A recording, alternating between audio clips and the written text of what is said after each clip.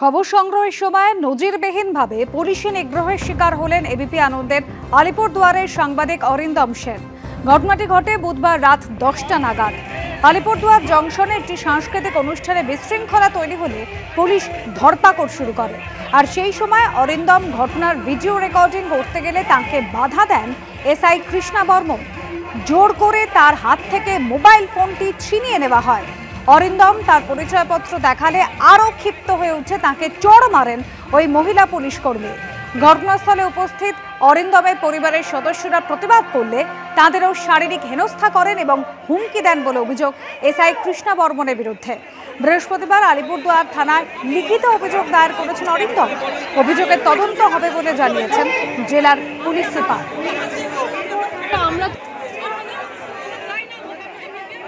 আমরা তো এখানে দাঁড়িয়ে প্রোগ্রাম দিচ্ছি রোজকার মতো, তো মাঠে তো খুব ভালোই প্রোগ্রাম চলছে। হঠাৎ করে দেখি একটা ক্যাওস হলো, ও তো দৌড়ে গেল।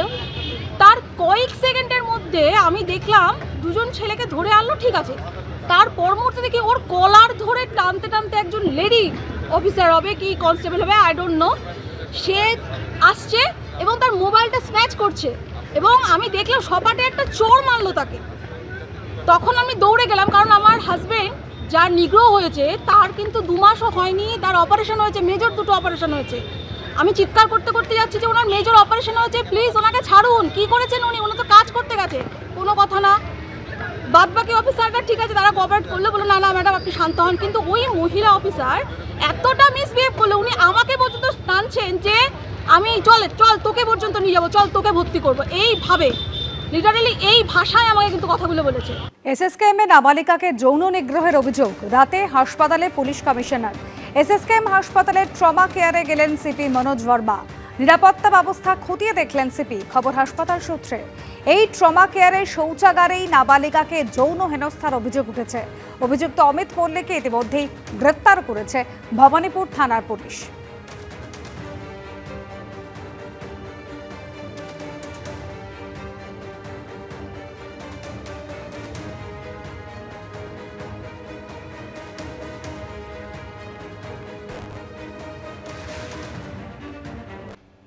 বিধাননগরের প্রাক্তন তৃণমূল কাউন্সিলরকে খুনের চেষ্টা এবং মারধরের অভিযোগে গ্রেপ্তার করা হলো একজনকে। ওই দুষ্কৃতীকে গ্রেপ্তার করেছে বিধাননগর দক্ষিণ থানা। বাড়ির সামনের ওয়ার্ড কার্যালয়ে আক্রান্ত হয়েছিলেন প্রাক্তন তৃণমূল কাউন্সিলর নির্মল দত্ত। সিসি ক্যামেরার ফুটেজ খতিয়ে দেখে অভিযুক্তকে গ্রেপ্তার করেছে পুলিশ। অভিযোগ, গত সোমবার নির্মল দত্তকে গুলি করে খুনের চেষ্টা করে এক দুষ্কৃতী। আগ্নেয়াস্ত্র থেকে গুলি না বেরোনোয় বরাত জোরে রক্ষা পান তিনি। ধস্তাধস্তিতে বন্দুকের বাঁট দিয়ে প্রাক্তন তৃণমূল কাউন্সিলরকে আঘাত করেছিল ওই দুষ্কৃতী।